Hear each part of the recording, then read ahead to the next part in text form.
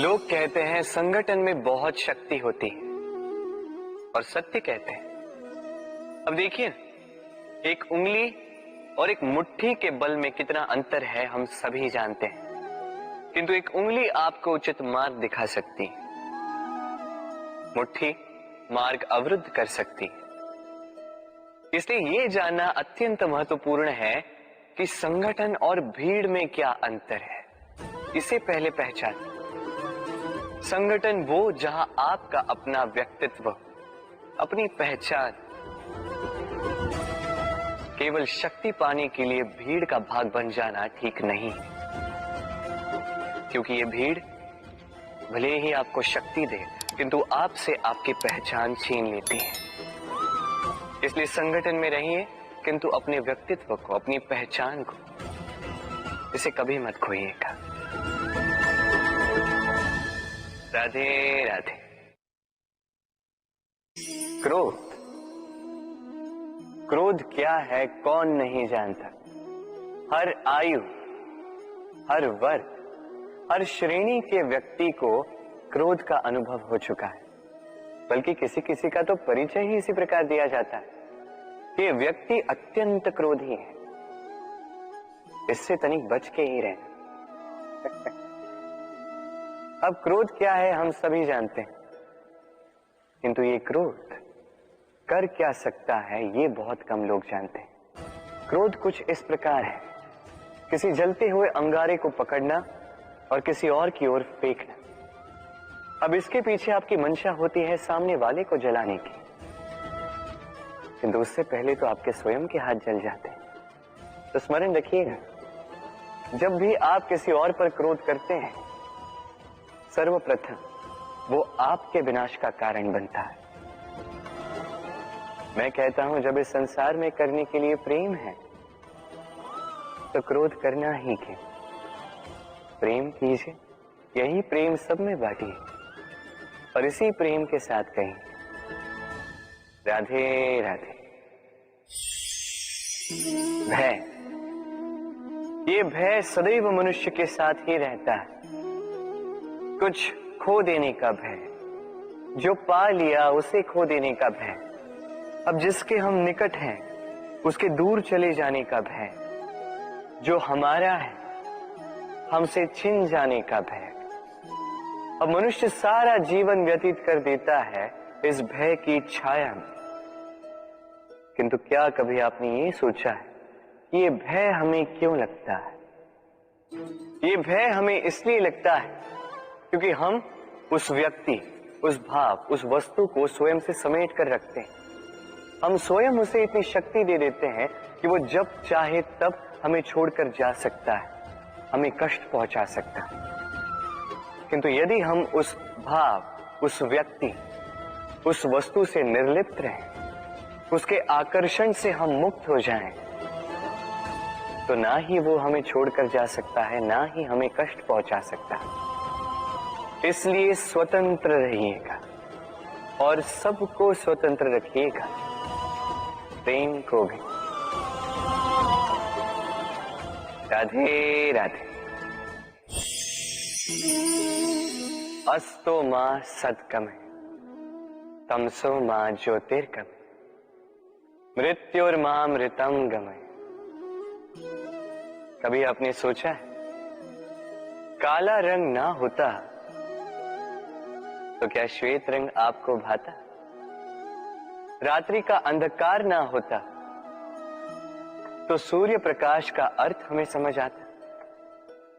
ये थकान ना होती तो क्या विश्राम का अर्थ हम समझ पाते? ये भूख ना होती तो क्या इन स्वादिष्ट व्यंजनों का अर्थ हम समझ पाते? क्या इन सब का आनंद हम ले पाते? स्मरण रखिएगा, इस संसार में कोई भी भाव या वस्तु बुरी नहीं है। यदि आप मानते हैं कि बुरी है तो किसी कारण से ये बुराई आवश्यक है, अन्यथा ईश्वर इसे हमारे संसार में रखते ही। इस बुराई का उद्देश्य है हमें अच्छाई का आभास करवाना, ताकि हम अच्छाई में अपना लक्ष्य साध सकें। इसलिए बुरों से कभी घृणा मत कीजिएगा। ये तो केवल भलाई की आवश्यकता के जनक है, उन्हें भले में परिवर्तित कीजिए। असत्य से सत्य की ओर ले जाए, अंधकार से प्रकाश की ओर ले जाए, मृत्यु से अमरत्व की ओर ले जाइए, किंतु प्रेम के पथ से। राधे राधे। अक्सर हमारे पास एक बहाना होता है, एक खींच होती है कि संसार में हम करें तो क्या करें, जो हम करना चाहते हैं वो पहले ही कोई कर चुका है, हमारे पास तो कुछ करने के लिए ही नहीं है। यदि आपको उदाहरण दूं तो इन पूजा की थालियों को देखिए, पहले से ही सब कुछ सज्ज करके रख दिया गया है। अब ऐसे में हम सोचते हैं कि करना क्या शेष है, सब कुछ तो पहले ही हो चुका है। अब यहाँ पे समस्या कर्तव्य में नहीं, यहाँ समस्या हमारी सोच में। हम ये सोचने में समय व्यतीत करते हैं कि क्या हो चुका है। हमें ये सोचना चाहिए कि क्या करना अब भी शेष है जिसमें हम अपना योगदान दे सकते हैं।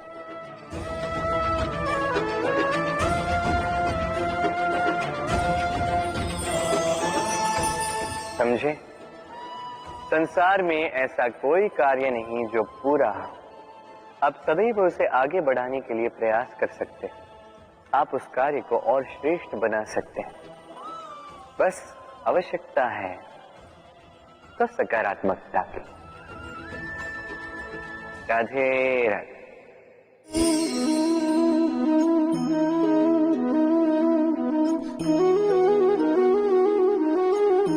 चलिए आज आपसे एक प्रश्न पूछता हूं। मनुष्य अंधकार से भयभीत रहता है, ऐसा क्यों? इसका उत्तर है कि इस अंधकार में मनुष्य कुछ देख नहीं पाता, न आगे देख पाता है न पीछे, आसपास क्या है समझ नहीं पाता, न अपनी राह देख पाता है न अपना लक्ष्य। इसके कारण अपना विश्वास खो देता है और इसी कारण से भयभीत हो जाता है। चलिए अब आपसे एक और प्रश्न करता हूं। क्या इस संसार में इतना अंधकार है कि इस दिए का अस्तित्व ही मिटा दे?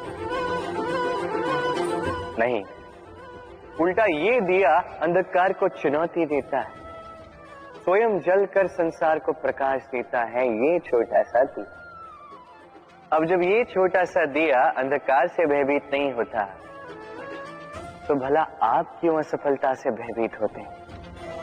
आपके भीतर एक अमर आत्मा है, बस आवश्यकता है तो उस आत्मा को जगाने की।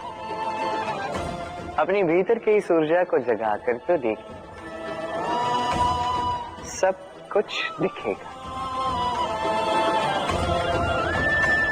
राधे राधे। विवाह प्रेम का लक्ष्य है, ये भ्रम है था। और इसीलिए मनुष्य सदैव ये भूल कर बैठता है, सोचता है कि विवाह ही प्रेम का लक्ष्य है। मनुष्य प्रेम को पाना ही प्रेम समझ लेता है। अब देखिए ना, इस संसार में कुछ ऐसे भी भाग्यशाली लोग हैं जिनका विवाह उनके प्रेम के साथ होता है।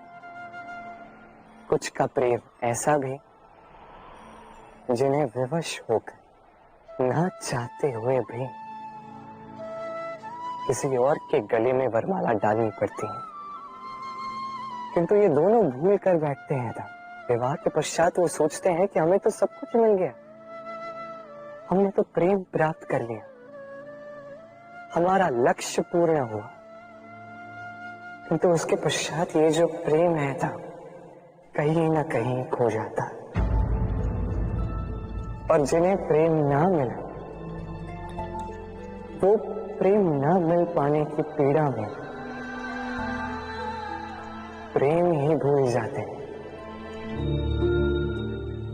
समर्पण, 100% निस्वार्थ समर्पण, वो समर्पण जो किसी मां के मन में अपनी संतान के लिए होता है। क्योंकि ये प्रेम दाऊ, ये प्रेम पाना नहीं है, ये प्रेम देना है। अपने आप को, अपने अस्तित्व को, अपनी आत्मा को समर्पित कर देना। ये प्रेम ना ही शारीरिक है, ना ही भौतिक। ये प्रेम तो अपनी आत्मा का समर्पण है। ये विवाह एक संबंध अवश्य है और इसमें कुछ भी अनुचित नहीं। ये विवाह प्रेम से प्रतिबंधित नहीं है था। ये प्रेम कहीं ऊंचा है। अब यदि मैं आपको उदाहरण दूं, तो क्या राधा के विवाह के पश्चात मैं उसके सुख की कामना करना छोड़ दूं? कैसे मैं प्रयास न करूं कि राधा जीवन में सदा सदा के लिए सुखी रहे? क्या मेरे मन में राधा के लिए प्रेम कम हुआ? कृष्ण का राधा के प्रति प्रेम कृष्ण में समाहित है ना? दाऊ, ये प्रेम पाप तब बन जाएगा जब इस प्रेम के बदले हम कुछ चाहेंगे। किंतु यदि ये प्रेम समर्पित हो तो ना ही ये अनीति है, ना ही ये पाप है। पर सेतु बांधने की कथा के विषय में तो आपने सुना ही होगा। श्री राम की सेना को 100 योजनों के समुद्र को पार करके लंका पर आक्रमण करना था। वास्तुकार नल और नील ने सेतु बांधने का उपाय सोचा, किंतु अब सेतु बांधा कैसे जाए? समुद्र इतना गहरा है, कितने पत्थर डाले जाए कि पार करने लायक स्थान हम समुद्र से ले सकें। तब किया गया एक काम, पत्थरों पर लिखा गया राम का नाम, और जब इन पत्थरों को सागर में फेंका गया तब वो तैरने लगे। अब कोई कहेगा ये राम के नाम की महिमा है, कोई कहेगा ये नारायण का कोई चमत्कार है, किंतु नहीं, ये राम का वो गुण है, उनके व्यक्तित्व की वो महानता है जिसने उनका प्रतिनिधित्व किया। कि पत्थर भी इस सागर में तैरने लगे।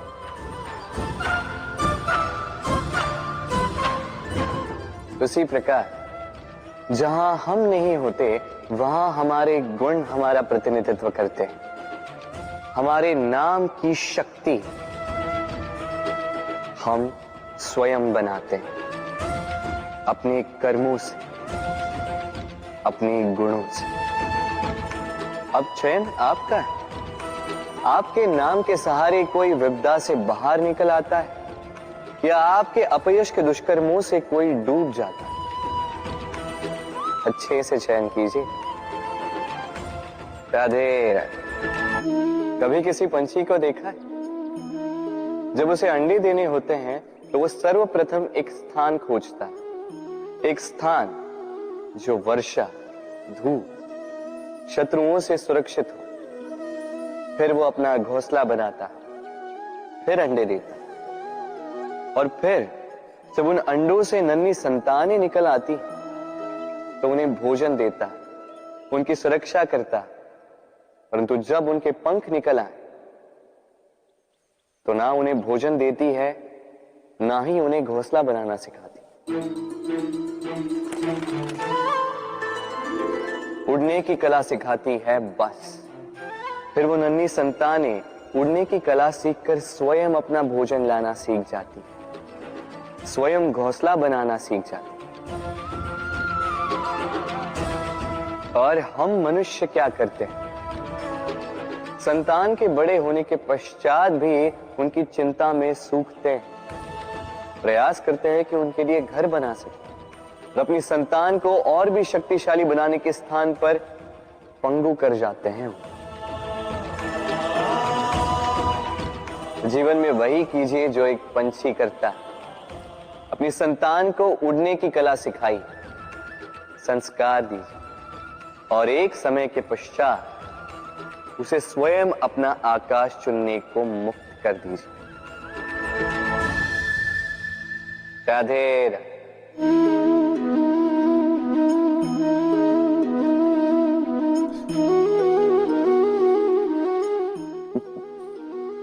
आप सोच रहे होंगे कि मैं इतनी एकाग्रता के साथ इस चींटी को क्यों देख रहा हूं। आपको बता दूं कि आज इस चींटी को देखकर मैं मंत्रमुग्ध हो चुका हूं। इसके रूप, इसके आकार को देखकर नहीं, इसके प्रयासों को देखकर।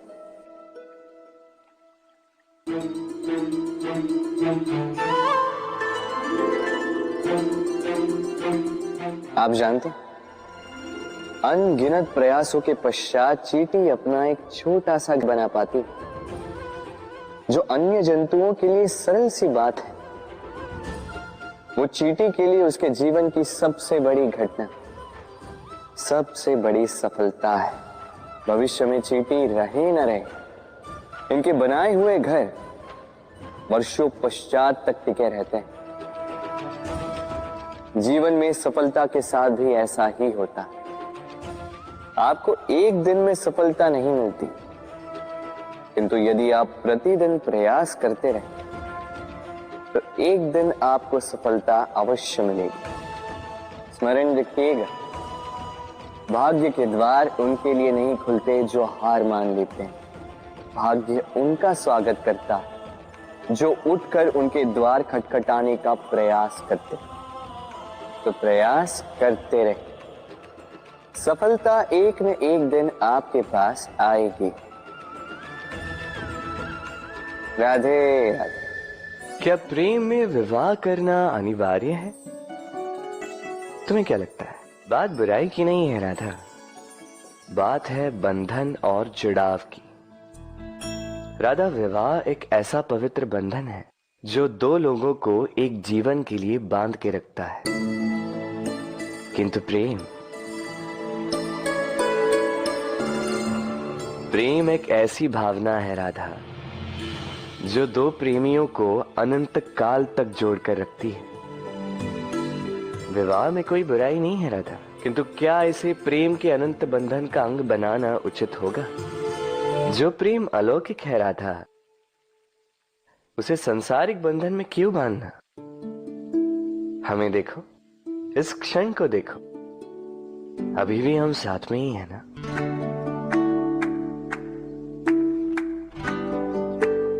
प्रेम भी यही सिखाता है राधा कि दो लोग, दो प्रेमी पूरे अस्तित्व के साथ हर क्षण एक दूसरे के संग बिताएं, बिना भविष्य की चिंता किए और इन आशाओं और आकांक्षाओं के खेल से परे होकर एक दूसरे को समझें। ये तो समय ही बताएगा ना राधा कि हम एक दूसरे के विकार, गुण, अवगुण जानते हैं या अब भी कुछ जानना शेष है। ये ताला देख रहे हैं आप? ये ताला प्रहार से भी खोला जा सकता है, प्यार से भी खोला जा सकता है।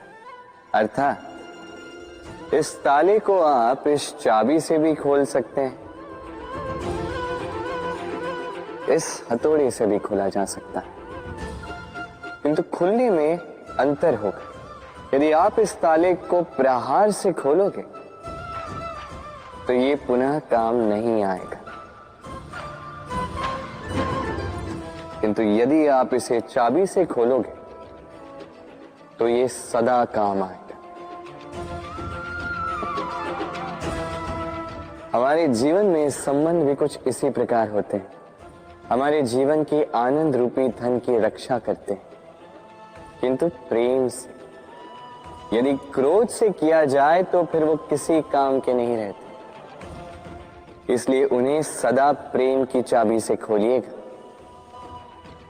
क्योंकि हर बार नया ताला ला सकते हैं आप, नए संबंध नहीं ला पाएंगे। राधे राधे।